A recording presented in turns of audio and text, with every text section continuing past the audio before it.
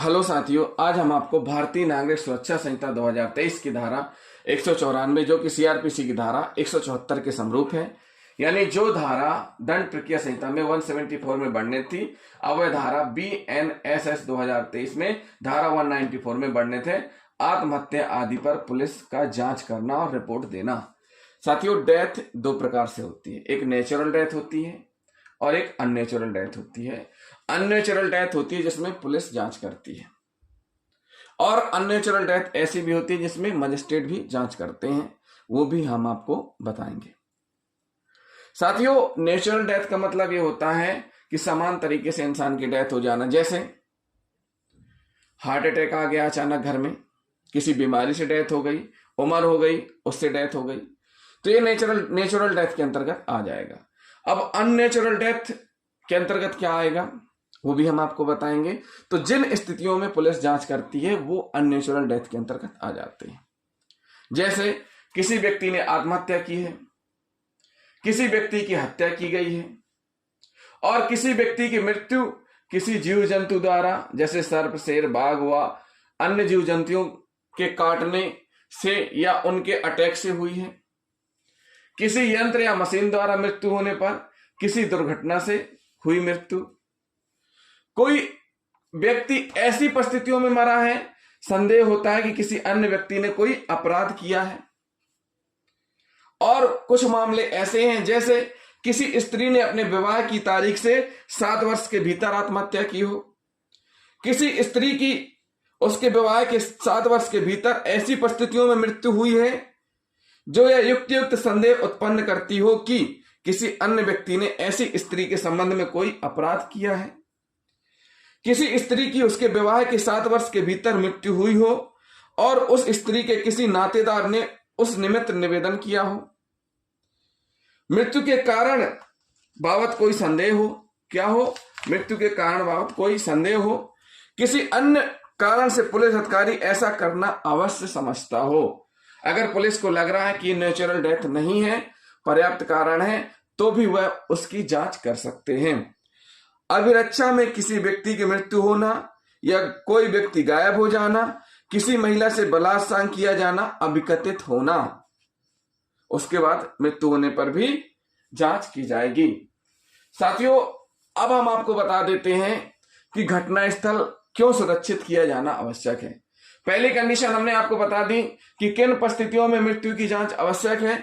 अब हम आपको बताएंगे घटनास्थल क्यों सुरक्षित किया जाना आवश्यक है, लेकिन उसके पहले हम आपको बता दें कि घटनास्थल में भी 2 कंडीशन होती हैं।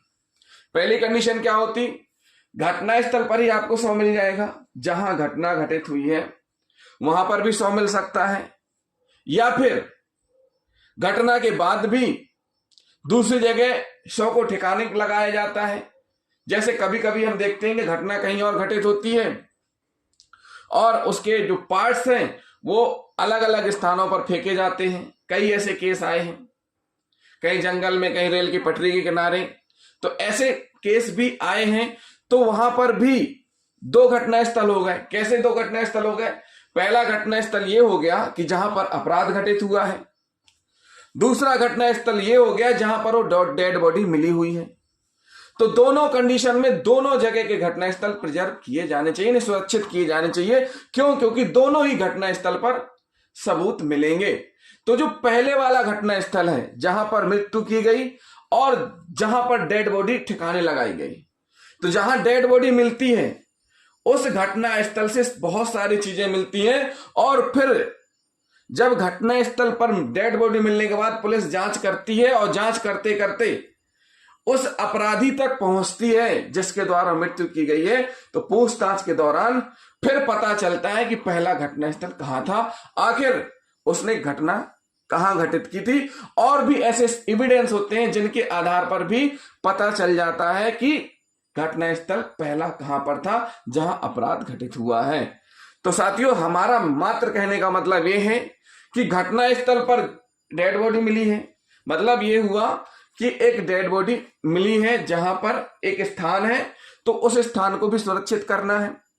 दूसरी कंडीशन यह है घटना के बाद, जैसे किसी को चोट लगी, किसी को जीव जंतु ने काटा, या किसी मशीन से इंजरी हुई, कोई दुर्घटना हुई, किसी ने आत्महत्या की कोशिश की, या किसी ने किसी व्यक्ति को मारा, कोई घायल है, उसको अस्पताल इलाज के लिए ले जाते हैं।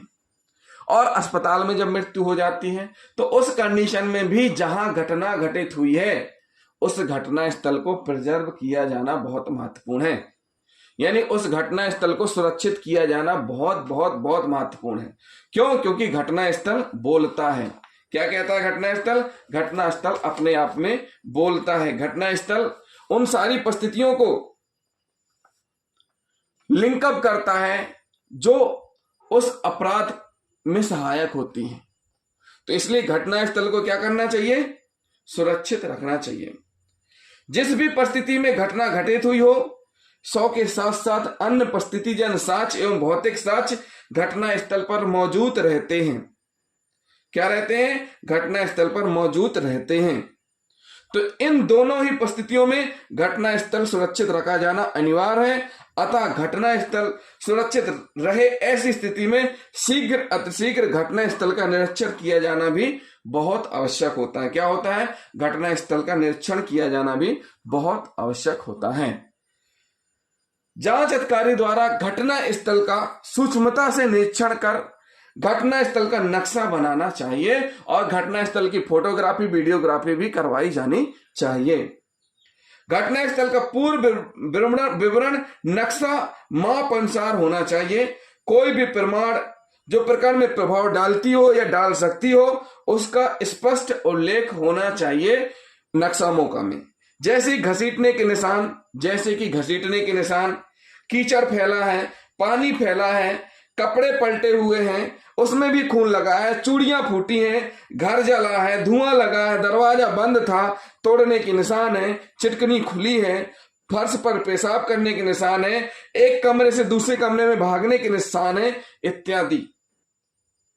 इस प्रकार के जो भी निशान हैं इन सब का उल्लेख किया जाना चाहिए। घटना स्थल का विवरण अपराध विवरण फॉर्म में उल्लेखित किया जाता है। इसे आमतौर पर घटना स्थल का नजरी नक्शा भी कहा जाता है। इसमें घटना स्थल को रेखांकित करते हुए माप के आधार पर समुचित वस्तु स्थिति को दर्शाया जाता है। इस फॉर्म का प्रारूप जो फॉर्म का प्रारूप आपके पुलिस स्टेशन में हर जगह अवेलेबल रहता है, उस फॉर्म के प्रारूप में ही नक्शा मौका तैयार करना है। तो साथियों, हमने आपको अभी केवल इतना ही बताया है कि मृत्यु हुई है अननेचुरल और पुलिस जांच कर रही है, वो परिस्थितियां भी बताई हैं और घटना स्थल का सुरक्षित किया जाना बताया क्यों आवश्यक है। वीडियो को लास्ट तक जरूर देखें। क्यों? क्योंकि हम बहुत महत्वपूर्ण जानकारी देने वाले हैं। एक एक स्टेप हम आपको बताएंगे।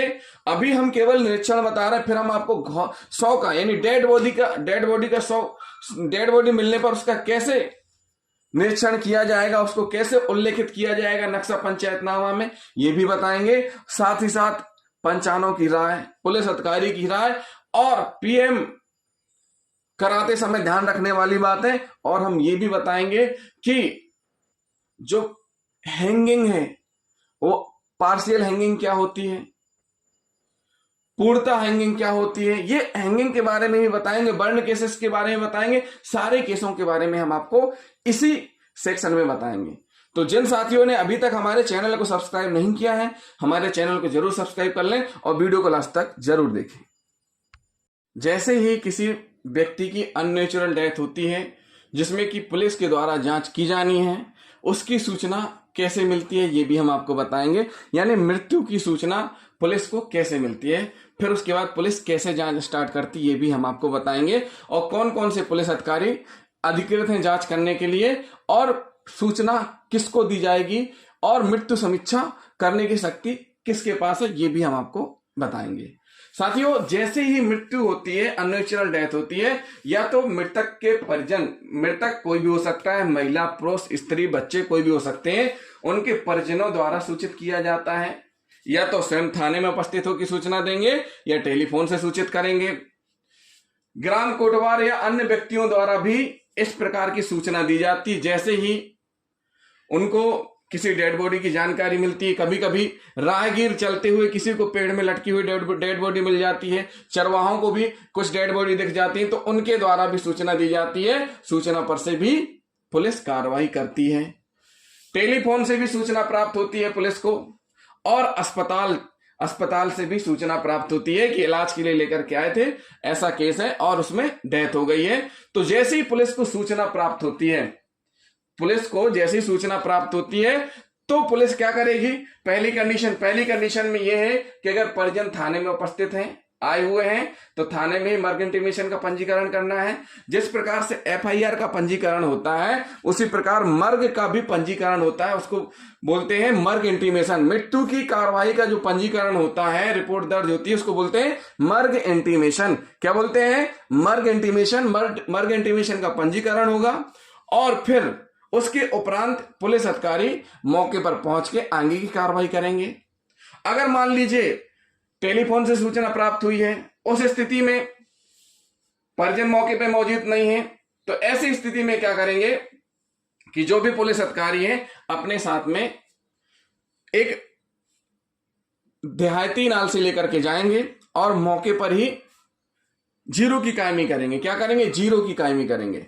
जैसे ही पुलिस अधिकारी को सूचना मिलेगी टेलीफोन से या अन्य से, तो अस्पताल से, तो मौके पर पहुंचेंगे। मौके पर पहुंच करके जीरो पर मर्ग इंटीमेशन कायम करेंगे, यानी जो कहते हैं ना कच्ची कायमी, जो कच्ची एफआईआर होती है, इसी प्रकार जीरो की जैसी एफआईआर होती है, बाद में फिर उसको असली नंबर पर कायम किया जाता है। इसी प्रकार मर्ग का भी होता है कि जीरो पर भी मर्ग इंटीमेशन की कायमी हो जाएगी और वापसी आने पर जैसे ही कार्रवाई करके वापस आएंगे तो फिर उसको असल नंबर पर कायम किया जाएगा। क्या किया जाएगा? उसको असल नंबर पर पंजीकरण किया जाएगा। अब बात कर लेते हैं कि कौन से पुलिस अधिकारी ऐसी मृत्यु का अन्वेषण करेंगे। मतलब जो सूचना मिली है, सूचना के उपरांत जो कार्रवाई करनी है, कौन से पुलिस अधिकारी करेंगे?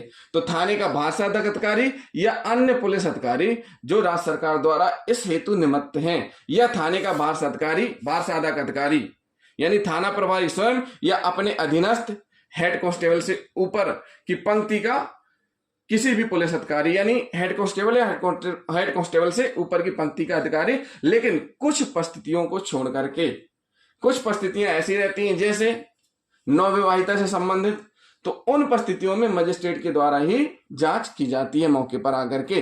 भले ही देखिए मर्ग इंटीमेशन लिखना, मर्ग कायमी लिखना वो हेड कांस्टेबल भी लिख सकते हैं, लेकिन उसकी जांच करने के लिए जाना वो कौन जाएगा, वो डिपेंड करता है थाना प्रभारी के ऊपर। या तो थाना प्रभारी स्वयं जाएंगे या फिर किसी उस अधिकारी को भेजेंगे जो सक्षम है उस कार्य को करने के लिए। किन मजिस्ट्रेटों को मृत्यु समीक्षा करने की शक्ति है? मृत्यु समीक्षा क्या होती है वो हम आपको अगले सेक्शन में बताएंगे, लेकिन फिर भी हम इस सेक्शन में थोड़ा शॉर्ट में बता देते हैं कि मृत्यु समीक्षा जिला मजिस्ट्रेट कर सकते हैं, उपखंड मजिस्ट्रेट कर सकते हैं, राज्य सरकार या जिला मजिस्ट्रेट द्वारा इस निमित्त विशेषता सशक्त किया गया कोई अन्य कार्यपालिक मजिस्ट्रेट भी कर सकता है। साथियों हमारे वीडियो को लास्ट तक जरूर देखें। अभी हम आपको आगे बताने वाले हैं कि जिस प्रकार एफआईआर की सूचना एफआईआर होने के बाद जिला न्यायालय भेजी जाती है, तो क्या मर्ग इंटीमेशन की भी सूचना कहीं भेजी जाती है? जिस प्रकार एफआईआर में खात्मा लगता है, तो क्या मर्ग इंटीमेशन में भी खात्मा खारिजी या कुछ ऐसी रिपोर्ट लगती है? क्या होता है वो, उसको क्या बोलते हैं? उसको बोलते हैं फाइल करना। खात्मा खारिजी केवल अपराध के केसों में होती है। तो वो कैसे होती है और जिन मामलों में मर्ग फाइल नहीं होती उनका क्या होता है, ये भी हम आपको अभी बताएंगे। तो वीडियो को लास्ट तक जरूर देखें, बीच में अगर आप छोड़ देंगे आपको समझ में नहीं आएगा। मर्ग की कायमी के उपरांत, मर्ग की कायमी किसमें होगी? सीसीटीएनएस में, crime and criminal tracking network system में कायमी की जाएगी। क्या की जाएगी? सीसीटीएनएस में कायमी होगी। कायमी के उपरांत जैसे एफआईआर में कायमी होती है, एफआईआर ऑनलाइन दर्ज की जाती है, रिपोर्ट दर्ज की जाती है सीसीटीएनएस में। और एफआईआर दर्ज किस धारा में होती है? भारतीय नागरिक सुरक्षा संहिता की धारा 173, 173 और सीआरपीसी की धारा 154। इसी प्रकार मर्ग इंटीमेशन कायमी किस धारा के तहत होती है? भारतीय नागरिक सुरक्षा संहिता की धारा 194 और सीआरपीसी की धारा 174। एफआईआर की एक प्रति संबंधित न्यायालय भेजी जाती है सूचनार्थ 24 घंटे के अंदर। अविलंब भेजी जाती है एफआईआर कायमी होने के बाद। कहां भेजी जाती है? संबंधित न्यायालय। एफआईआर घटना स्थल पर भी लिखी जा सकती है, जैसे 0 की कायमी बोलते हैं, फिर थाने आकर के उसको असल नंबर पर भी कायम किया जा सकता है। उसके बाद असल नंबर पर कायम होने के बाद न्यायालय रिपोर्ट भेजी जाएगी। मर्ग इंटीमेशन में क्या होता है? मर्ग इंटीमेशन की जैसी कायमी होती है, एसडीएम संबंधित एसडीएम को तत्काल सूचित करेंगे। जो भी संबंधित एसडीएम है, उपखंड मजिस्ट्रेट है, उनको सूचित करेंगे तत्काल। उसके बाद जो एफआईआर होती है, एफआईआर में होता है क्या है, या तो खात्मा होगा या खारिजी होगी या फिर पुलिस रिपोर्ट यानी चालान कोर्ट में पेश किया जाएगा। मर्ग इंटीमेशन में क्या होता है, या तो मर्ग फाइल होगी एसडीएम सर के यहां, या फिर अपराध में शामिल होगी। मतलब मर्ग जांच पर से अपराध पाए जाने पर से एफआईआर पंजीबद्ध होगी और मर्ग डायरी किसमें शामिल हो जाएगी, अब अपराध के साथ शामिल हो जाएगी, अपराध में शामिल हो जाएगी। उस एफआईआर की जो इन्वेस्टिगेशन चल रही है, वो केस डायरी जो बनेगी उसमें वो शामिल हो जाएगी। और फिर उसके बाद उसका होगा क्या कि एफआईआर न्यायालय भेजी जाएगी और फिर चालान या खात्मा जो भी कंडीशन होगी वो की जाएगी। यानी कि जिस प्रकार से एफआईआर दर्ज होने के बाद प्रोसीडिंग होती है, वैसे ही मर्ग जांच में अपराध पाए जाने पर वही प्रक्रिया अपनाई जाएगी जैसे कि एफआईआर की होती है। अब बात कर लेते हैं ये खात्मा और खारिजी, जो 2 शब्द आए हैं, चालान, ये तीनों शब्द हैं क्या। खात्मा का मतलब होता है अपराध हुआ हो लेकिन तथाकथित अपराधी के विरुद्ध पर्याप्त साक्ष्य न पाया जाना, अपराध हुआ है। खारिजी मतलब जिसमें अपराध हुआ ना हो, मतलब अपराध ना हुआ हो, और खारिजी में ही झूठी रिपोर्ट की कार्रवाई की जाती है। झूठी रिपोर्ट करने पर इस्तेगासा पुलिस पेश करती है किसके खिलाफ, जो शिकायत करता है, झूठी रिपोर्ट करता है।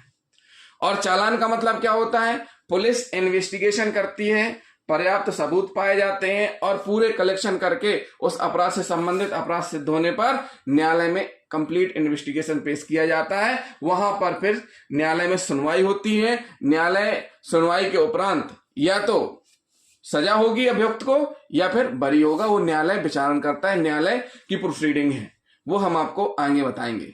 तो साथियों, इस वीडियो में हमने आपको जो जानकारी दी है और देते जा रहे हैं वो बहुत महत्वपूर्ण है। वीडियो को लास्ट तक जरूर देखें। अभी हमने आपको क्या बता दिया कि भाई मर्ग कायम होगा, क्या होगा उसका, कहां सूचना भेजी जाएगी और उसका फाइल कैसे होगा, ये भी हमने आपको बताया। और एफआईआर में क्या होता है, मर्ग में क्या होता है, सूचना कैसे दी जाती है, ये भी हमने बताया। अब आपको आगे हम बताएंगे कि घटना स्थल में डेड बॉडी मिलने पर आपको कैसे डेड बॉडी को देखना है, पहचानना है उसको, उसमें किस प्रकार के ऐसे तथ्य हैं जो आपके काम के हैं, अपराध से संबंधित है, उनको पहचानना है, उनको प्रिजर्व करना है, सुरक्षित करना है, उनकी जब्ती की कार्रवाई करनी है। ये सारी प्रोसीडिंग हम आपको अभी बताएंगे। वीडियो में बने रहें और वीडियो को लास्ट तक जरूर देखें। मर्ग इंटीमेशन की सूचना उपरांत मर्ग कार्रवाई में जाने से पहले जो भी इन्वेस्टिगेशन ऑफिसर, जो भी आईओ, जो भी पुलिस अधिकारी जांच के लिए जा रहा है तो अपने साथ में क्या क्या लेकर जाएगा ये हम आपको बता रहे हैं। साथ में विवेचना किट में वो सारी चीजें होंगी जो वहां लिखा पढ़ी के लिए आवश्यक हैं। यानी कि इंची टेप से लगा करके, कागज से लगा करके, पैड, क्योंकि बहुत से लोग गांव देहात में जब घटना स्थल घटित होता है तो पढ़े लिखे नहीं होते हैं। आप वहां उनको समन करेंगे, बुलाएंगे कार्रवाई में शामिल करने के लिए, तो आपके पास दस्तखत करवाने के लिए क्या होना चाहिए, अंगूठा लगवाने के लिए क्या होना चाहिए, पैड होना चाहिए। तो वो भी साथ में लेकर के जाएंगे। पीएम फॉर्म साथ में लेकर के जाएं, साथ में पूरा 100 पंचायतनामा फॉर्म भी साथ में लेकर के जाएं। पीएम फॉर्म प्लस पूरा जो भी मर्ग पंचायतनामा, नक्शा पंचायतनामा रहता है, सफीना फॉर्म, सब साथ में लेकर के जाएं। हमरा स्टाफ जाएगा, हमरा स्टाफ की बाकायदा रवानगी डलनी चाहिए। उसको ड्यूटी सर्टिफिकेट भी जारी किया जाना चाहिए। क्या जारी किया जाना चाहिए, ड्यूटी सर्टिफिकेट भी होना चाहिए उसका। थाने के रोजनामा में रवानगी दर्ज करना जरूरी है। आप जा रहे हैं तो आपकी रवानगी दर्ज होनी चाहिए। और साथ साथ में उस रवानगी साना में, जो रवानगी साना है रोजनामचा, वो सीसीटीएस में दर्ज होता है। अब बात कर लेते हैं रोजनामचा क्या है। रोजनामचा एक ऐसी पुस्तक है, या पहले पुस्तक थी, अब वह सीसीटीएस में दर्ज होती है। मतलब जो भी पुलिस कार्रवाई दिन प्रतिदिन की करती है वो संपूर्ण कार्रवाइयां रोजनामचा में एंट्री करती है। तो जब भी थाने से निकलते हैं जांच करने के लिए तो क्या क्या साथ में लेकर के जा रहे हैं, कौन हमराह जा रहा है उसका उल्लेख होना चाहिए। क्यों? क्योंकि कई बार कोर्ट में पूछ लिया जाता है कि आप मालखाना से सील चपड़ा लेकर के गए थे, आपने घटनास्थल पर जब्ती की है, तो क्या रोजनामचा थाना में इसकी एंट्री की थी? तो फिर इस चीज का जवाब यही रहेगा कि हाँ, हमने रोजनामचा में एंट्री की थी, हम साथ में लेकर के गए थे, इसलिए देखिए उल्लेख है। और वो रोजनामचा रवानगी साना है, उसको मर्ग डायरी में शामिल किया जाना चाहिए। अगर मर्ग की कार्यवाही यानी मृत्यु समीक्षा की कार्रवाई है तो उसमें निकटतम कार्यपालिक मजिस्ट्रेट को सूचना देना है और निकटतम कार्यपालिक मजिस्ट्रेट वहां पर मौके पर पहुंचेंगे और उनके द्वारा ही आगे की कार्रवाई वहां पर की जाएगी। केवल पुलिस का काम रहेगा घटनास्थल को प्रिजर्व करना, सुरक्षित करना, आगे की कार्रवाई उनके द्वारा ही की जाएगी। घटनास्थल पर पहुंचकर सबसे पहले क्या करना है, उसको चारों तरफ से ऐसे घेर करके करना है कि ताकि कोई अंदर व्यक्ति वहां प्रवेश ना कर पाए। एक पट्टी नुमा या पट्टी नहीं मिल पा रही, रस्सी से ही उसको इस तरीके से अवरोध कर दीजिए ताकि कोई व्यक्ति उसके अंदर ना जाए। तो साथियों, इस प्रकार से आपको सुरक्षित करना है घटनास्थल। अब घटनास्थल पर आप पहुंच गए हैं, अब कोई भी कार्रवाई जो होती है पुलिस करती है उसके लिए स्वतंत्र विटनेस की जरूरत रहती है, स्वतंत्र गवाह की जरूरत रहती है। ऐसे में जब पुलिस मर्ग यानी मृत्यु की जांच कर रही हो, आत्महत्या आदि पर पुलिस जांच कर रही है, जो भी डेड बॉडी मिली उसकी जांच कर रही है, तो उस स्थिति में भारतीय नागरिक सुरक्षा संहिता की धारा 195 और सीआरपीसी की धारा 175 के प्रावधान लागू होंगे। कौन से प्रावधान लागू होंगे? बीएनएसएस की धारा 195 और सीआरपीसी की धारा 175 के प्रावधान लागू होंगे। व्यक्तियों को समन करने की शक्ति क्या होगी? व्यक्तियों को समन करने की शक्ति मतलब ये हुआ कि सफीना फॉर्म होता है, उसमें लिखित आदेश रहता है कि यहां पर आपको किस लिए बुलाया जा रहा है, कि इस व्यक्ति फला फला की ऐसी ऐसी घटना हुई है, इस संबंध में आपको जानकारी है, इसलिए आपको इस कार्रवाई में शामिल किया जाता है। उनका नाम पता, उनके साइन लिए जाते हैं, मतलब 2 प्रति में रहता है, ठीक है, सफीना फॉर्म। और अन्य व्यक्तियों को भी समन करके बुलाया जा सकता है जो उस मामले से संबंधित हैं, जिनको उस मामले की जानकारी है। तो साथियों, हमारे वीडियो में बने रहें, वीडियो को लास्ट तक जरूर देखें। अभी हम आपको बताएंगे नक्शा पंचायतनामा कैसे लिखा जाएगा, कार्यपालिक मजिस्ट्रेट और पुलिस अधिकारी के द्वारा किन किन परिस्थितियों में अलग अलग कंडीशन में नक्शा पंचायतनामा लिखा जाता है, वो भी हम आपको बताएंगे, इसलिए वीडियो में बने रहें, वीडियो को लास्ट तक जरूर देखें। घटना स्थल पर पहुंचकर पुलिस अधिकारी के द्वारा सबसे पहले घटना स्थल को सुरक्षित करना है। उसके बाद फिर ये देखना है कि इस घटना स्थल की मृत्यु समीक्षा कार्रवाई होनी है क्या तहसीलदार को भी आना है, कार्यपालिक मजिस्ट्रेट को भी आना है लिखा पढ़ी करने। तो जब तक सुरक्षित करके रखना है जब तक कि कार्यपालिक मजिस्ट्रेट मौके पर उपस्थित नहीं आ जाते हैं। साथ ही साथ एफएसएल यानी फॉरेंसिक साइंस लेबोरेटरी की जो जिला एफएसएल टीम है उसके द्वारा भी घटना स्थल का निरीक्षण किया जाता है। जिस प्रकार की आवश्यकता होती है, अगर डॉग स्क्वाड की आवश्यकता है तो डॉग स्क्वाड को भी बुलवाया जाएगा। उसके बाद विधिवत हर एंगल से फोटोग्राफी होगी, वीडियोग्राफी होगी और उसके बाद फिर रिपोर्ट भी दी जाएगी। किसके द्वारा? जिला एफएसएल प्रभारी के द्वारा, घटना को देखते हुए। घटना स्थल पर घटना स्थल की स्थिति क्या है, 100 की स्थिति क्या है, ये बहुत महत्वपूर्ण होती है।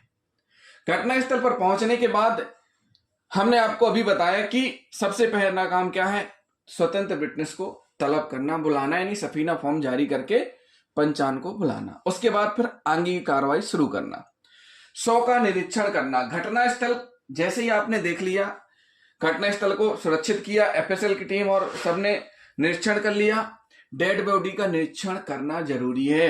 डेड बॉडी अपने आप में बोलती है, घटनास्थल बोलता है, ऐसे डेड बॉडी भी बोलती है, बताती है। अगर उसको देखा जाएगा हर एंगल से तो अपने आप बता देगा कि किस प्रकार का अपराध हुआ है, वो डेड बॉडी बोलती है।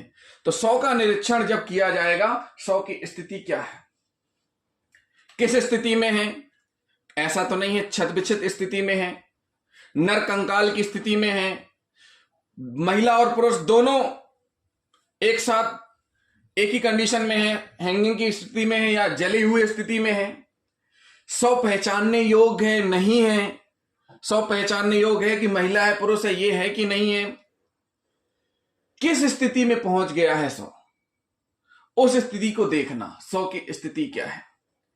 100 में जो कपड़े हैं, कपड़ों की स्थिति क्या है? मान लीजिए कोई महिला है, अगर साड़ी पहने हुए है तो ये माना जाएगा कि शादीशुदा है या ग्रामीण क्षेत्र से है। अगर जीन्स पैंट पहने हुए है तो ये माना जाएगा कि लड़की है, अविवाहित है, शादीशुदा भी है तो सिटी से संबंधित है। कपड़ों की स्थिति क्या है? कपड़ों की स्थिति क्या है, ये भी बहुत महत्वपूर्ण होती है। सर्वप्रथम ये देखना जरूरी है कि शरीर में कपड़ा है कि नहीं है, और सबसे मेन बात यह है कि कपड़े अपने स्थान पर है कि नहीं है। जैसे महिला है तो क्या पूरी तरीके से उसके कपड़े सही हैं, कहीं ऐसा तो नहीं है कि आधे कपड़े ना हो, तो ये भी देखना बहुत जरूरी है। और सबसे महत्वपूर्ण बात यह है कि कपड़े की जैसे बेल्ट बटन की जो स्थिति रहती है, कट मार्क तो नहीं है कपड़ों में, ये पूरी तरीके से देखना जरूरी है। उसके बाद कपड़ों में खून तो नहीं है, कपड़ों में खून तो नहीं है, मिट्टी कीचड़ मुरम रेत घास पुआल पत्ते भूसा इत्यादि तो नहीं लगा है कपड़ों पर। कपड़ों की स्थिति एवं भौतिक साक्ष्य से इस बात का अंदाजा लगाया जा सकता है कि लाश को किसी अन्यत्र स्थान से घटनास्थल बदल कर लाया तो नहीं गया है। कपड़ों पर जो लगा होता है उससे पता चल जाता है। 100 एवं अकड़न, 100 एवं अकड़न की स्थिति क्या है? मात्र गर्दन पर, दोनों ऊपरी हाथ, कमर पर, दोनों पैरों पर या संपूर्ण शरीर पर तथा लाश को छूने पर ठंडी गर्म सड़ गई है, चमड़ी निकल रही है, बाल गिर रहे हैं, फफोले पड़े हैं, काला पड़ गया है, बदबू आ रही है, कीड़े पड़े हैं, कीड़े का हुलिया कलर सफेद काले भूरे। मात्रा कितनी है? क्या मात्र हड्डी रह गई है? यदि फांसी है तो पूरा डंगा है, यदि फांसी है तो पूरा टंगा है, जमीन छू रहा है, लार पेशाब बहा है, बहने की दिशा क्या है, ये सारी स्थिति देखनी है और इनको लिखना भी है। क्या करना है? देखनी है और लिखना भी है। लाश में चोटों की स्थिति क्या है, ये भी बहुत महत्वपूर्ण होती है। फिर उसके बाद जो डेड बॉडी है, आंख नाक कान मुंह दांत की स्थिति क्या है? आंख खुली है, फैली है, बंद है, अधखुली है, बेची हुई है, लालिमा है, नीलापन लिए हुए हैं, आंखों से कोई द्रव्य निकला है, यदि हो तो उसकी दिशा ऊपर की तरफ है कि नीचे की तरफ है या बगल में है, ये बहुत महत्वपूर्ण बात होती है। इसी प्रकार नाक से कोई द्रव्य बहा है, यदि हाँ तो दिशा, रक्त निकला है, झाग आदि जमा है अथवा गीला है, सूखा है, ये सारी चीजें देखने वाली होती हैं। मुंह खुला है, अधखुला है, जीभ दिखाई दे रही है, यदि हां तो दांतों के बीच में दबी है, गोल होकर दबी है, लार निकली है क्या तो किस तरफ से निकली है, सही दिशा लिखें। मुंह में मिट्टी या अन्य कोई पदार्थ भरा है तो उसका विवरण लिखें। झाग आदि निकला है, क्या मुंह से कोई गंध आ रही है, होंठ के भीतर भाग में चोट खरोच के निशान है, यदि कोई बाहरी वस्तु हो तो जब्त करें। चूंकि मुंह दबाने से दांतों के बीच होंठ के भीतर सतह पर चोट आ जाती है। मुंह दबाने से क्या होता है? दांतों के बीच होंठ के भीतर सतह पर चोट आ जाती है। कान में से कोई द्रव्य या रक्त निकला है, यदि हां तो उसकी दिशा लिखें। दोनों कानों से निकल रहा है कि एक कान से निकल रहा है, दोनों आंखों की स्थिति कैसी है, दोनों नाक के दोनों साइड से क्या स्थिति है, वो सारी चीजें लिखना जरूरी है। कितने दांत दिख रहे थे, पूरे मुंह बंद है, क्या है, ये पूरी कंडीशन लिखना जरूरी है। लाश में चोटों की स्थिति, लाश में चोटों की स्थिति क्या है? चोट के प्रकार, मुंदी चोट है, खरोच कटा घाव है, फटा घाव है, धसा घाव है, किस प्रकार की चोट है? इसका स्वरूप क्या है? खून निकला था, सूख गया है, खून बह रहा है, सूख गया है, पस निकल रही थी, सड़ गया था, पपड़ी जमी थी, क्या रंग परिवर्तन था, क्या रंग परिवर्तन था, यह भी महत्वपूर्ण बात है। उसके बाद मर्यादा को ध्यान में रखते हुए, पुरुष है या महिला है, जिसका भी शव है, मर्यादा को ध्यान में रखते हुए गुप्तांगों को चेक करवाना है उपस्थित पंचानों से। अगर महिला है तो महिला पंचान से, पुरुष है तो पुरुष पंचान से भी हमें परीक्षण कराना है, दिखवाना है कि कहीं गुप्तांग में चोट तो नहीं है या कोई मल तो नहीं है, कोई ऐसी स्थिति तो नहीं है, यह भी देखना है। शव की स्थिति क्या है? चित्त अवस्था में, पट है, करवट में, किस साइड है, दाई है कि बाई है, यह भी देखना बहुत महत्वपूर्ण होती है।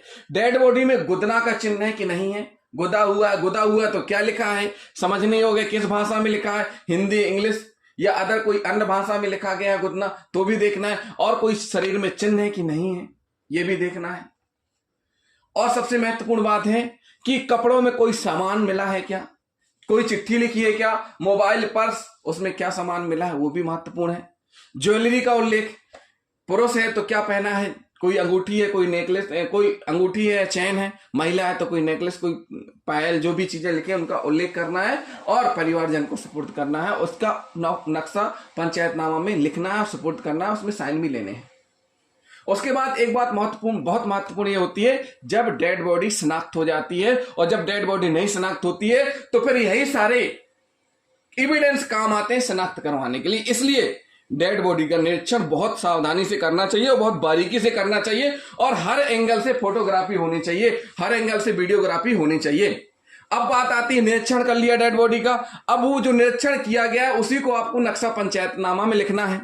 नक्शा पंचायतनामा या तो पुलिस अधिकारी के द्वारा लिखा जाना चाहिए या कार्यपालिक मजिस्ट्रेट के द्वारा लिखा जाना चाहिए।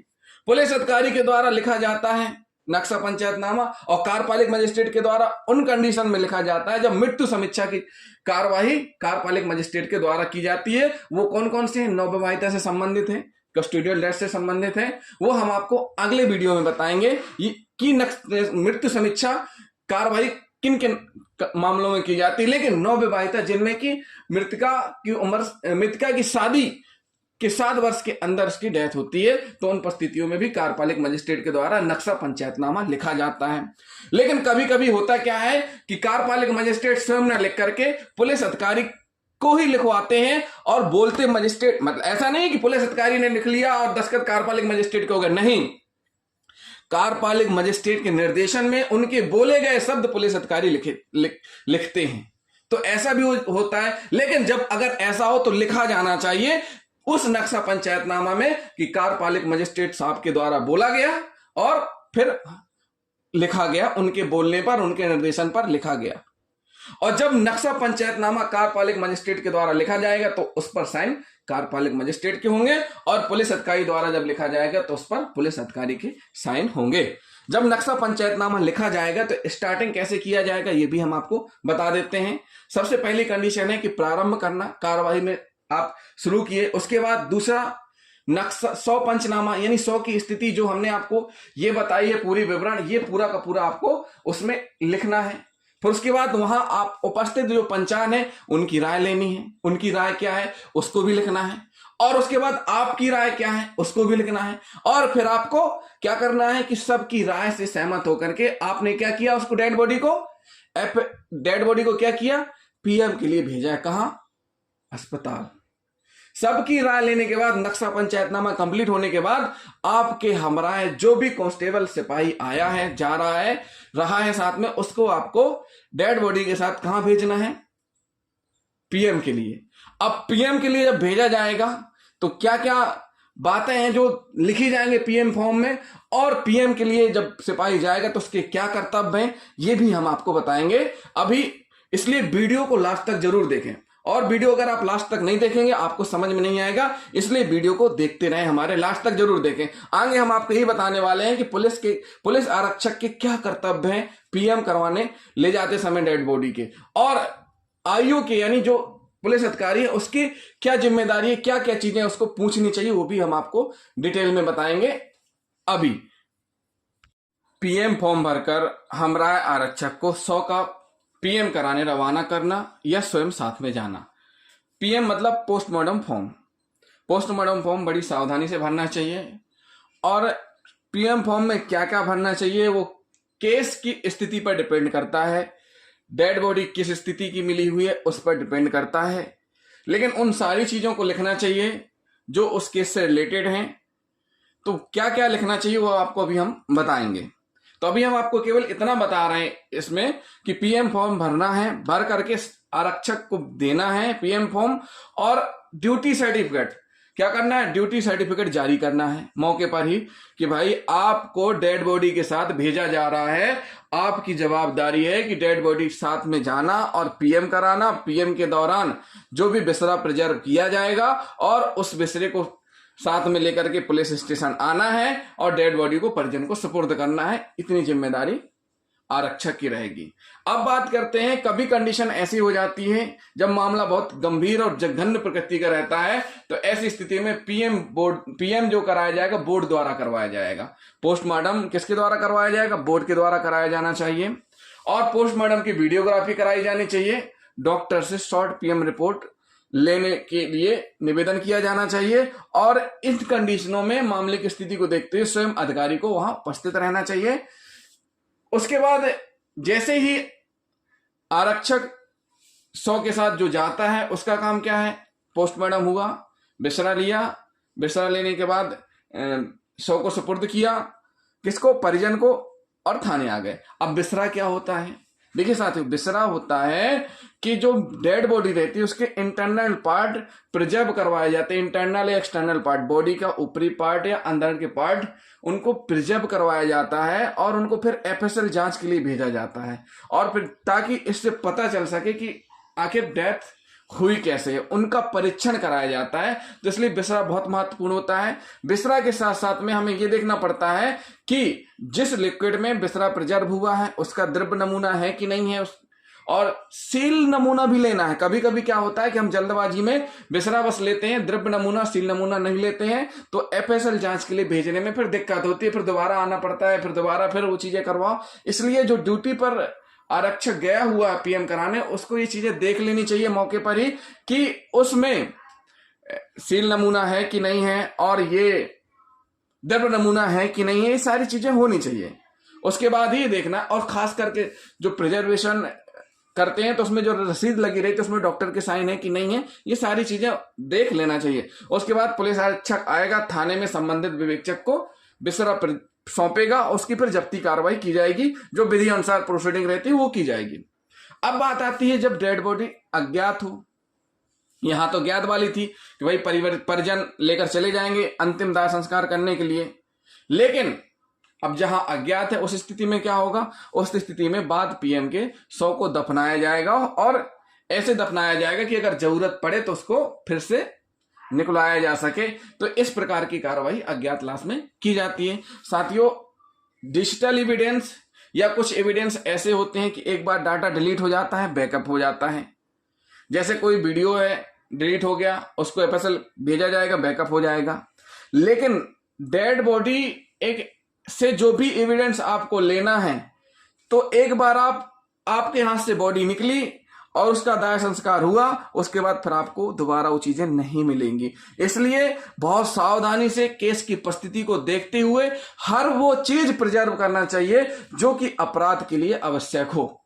इसलिए कोई भी महिला संबंधी अपराधों में खास करके ध्यान देना चाहिए। जहां महिला की डेड बॉडी मिलती है वो भी हम आपको बताएंगे कि क्या क्या हमें प्रिजर्व करना चाहिए, और हम सारी चीजें आपको बताएंगे कि किस प्रकार से हैंगिंग होती है, बर्निंग क्या होती है, ड्राइंग में डेथ कैसे होती है, और उसके बाद हम आपको बताएंगे कि किस प्रकार से मर्डर की कंडीशन होती है। ये सारी कंडीशन हम आपको बताएंगे। वीडियो जरूर लास्ट तक देखिएगा। अगर आप बीच में छोड़ देंगे वीडियो तो आपको समझ में नहीं आएगा।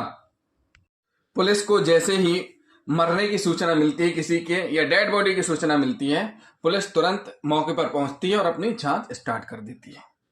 तो ऐसी कौन कौन सी सूचनाएं हैं, कैसे कैसे मृत्यु होती है, हमने कोशिश की है सभी प्रकार से टॉपिक कवर करने की। फिर भी अगर कोई टॉपिक छूट गया है तो आप देख सकते हैं, बाकी हमने सभी टॉपिक्स कवर करने की कोशिश की है। हम एक एक टॉपिक एक्सप्लेन भी करेंगे और ये भी बताएंगे कि ये जो मृत्यु होती है इसमें कारण क्या रहता है, और इसमें हमें क्या देखना चाहिए, कौन कौन सी चीजें हमें कलेक्ट करना चाहिए, और पीएम में हमें क्या क्या पूछना चाहिए डॉक्टर से, ये सारी चीजें हम आपको बताएंगे। तो सबसे पहले देख लेते हैं जलने से मृत्यु। बर्न केसेस होते हैं, आए दिन हमें सुनने में आते रहते हैं कि नवविवाहिता ने अपने आप को जला के सुसाइड कर लिया, या किसी को जला के मार दिया, या जली हुई डेड बॉडियां भी मिलती हैं। फांसी, हैंगिंग, अगर हम डेली की न्यूज देखें तो अगर 4 मर्ग कायमी हो रही है तो 2 मर्ग हैंगिंग के मिलेंगे आपको। तो साथियों, हैंगिंग बहुत बड़ी समस्या है। लोग डिप्रेशन में आकर के या कुछ भी ऐसा सोच करके अपने आप को इस रास्ते पे ले जाते हैं और हैंगिंग करते हैं, जो कि नहीं करना चाहिए। तो हैंगिंग क्या होती है ये भी हम बताएंगे। फांसी, पूर्ण फांसी क्या होती है, आंशिक फांसी क्या होती है, डबल हैंगिंग क्या होती है, ये भी हम आपको बताएंगे। डूबने से मृत्यु, आजकल अभी हाल ही में एक घटना देखने को मिली थी कि एमपी के जबलपुर में भेड़ा घाट में एक महिला ने अपने आप कि आत्महत्या करने के लिए, मतलब अपने आप को मारने के लिए जल में छलांग लगा दी। कहां पे? भेड़ाघाट के धुआंधार प्रपात में। वो तो अच्छा हुआ कि मौके पर पुलिस पहुंच गई और पुलिस के जांबाज सिपाही का धन्यवाद बहुत बहुत, जिन्होंने अपनी जान की परवाह खेलते हुए उस महिला की जान बचाई और उसको बाहर निकाला, समझाया, उसका रेस्क्यू किया और जो उसकी मना स्थिति थी उसको बदला गया। तो ऐसे बदल के भी काम कर सकती है पुलिस, और पुलिस ऐसे काम करती आई है। जैसे हमने देखा होगा कि रेलवे स्टेशन में भी कई बार पुलिस ने आदमियों को मरते हुए बचाया है। ऐसा पहला केस नहीं है कि भेड़ाघाट में किसी महिला को पुलिस ने डूबने से बचाया हो। पहले भी कई बार ऐसे केस आए हैं कि पुलिस ने अपनी जान दांव में लगा करके बचाया है। Death due to starvation, heat and cold, भूख, गर्मी और ठंड से मौत क्या होती है ये भी हम बताएंगे। Death due to electrocution and lighting, बिजली के झटके और बिजली गिरने से मौत। ये बिजली के करंट से जो मौत हो जाती है, और खास करके आकाशीय बिजली गिरने से भी मौत हो जाती है। ड्यू टू पॉइजन, पॉइजन के थ्रू भी मौत हो जाती है। Death due to fall from height, ऊंचाई से गिरने के कारण भी मृत्यु हो जाती है। Death due to firearm injury, से बंदूक की गोली लगने से भी मृत्यु हो जाती है। डेथ ड्यू टू इंजरीज, चोट पहुंचाने से भी मृत्यु होती है।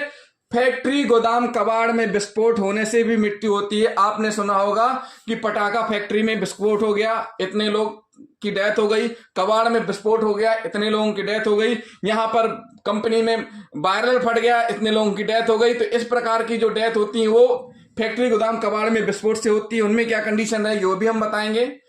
सेक्स रिलेटेड होमोसाइड, जैसे रेप एंड मर्डर होते हैं, इनमें क्या क्या सावधानी रखना चाहिए वो भी हम आपको बताएंगे। और खास करके जब एनिमल्स के द्वारा, जानवरों से द्वारा डेथ की जाती, जैसे कोई जहरीले कीड़े ने काट लिया, किसी जानवर ने अटैक कर दिया, तो उन कंडीशन में क्या कार्रवाई कैसे किया जाएगा वो भी हम आपको बताएंगे। और सबसे बात महत्वपूर्ण ये है कि अगर मान के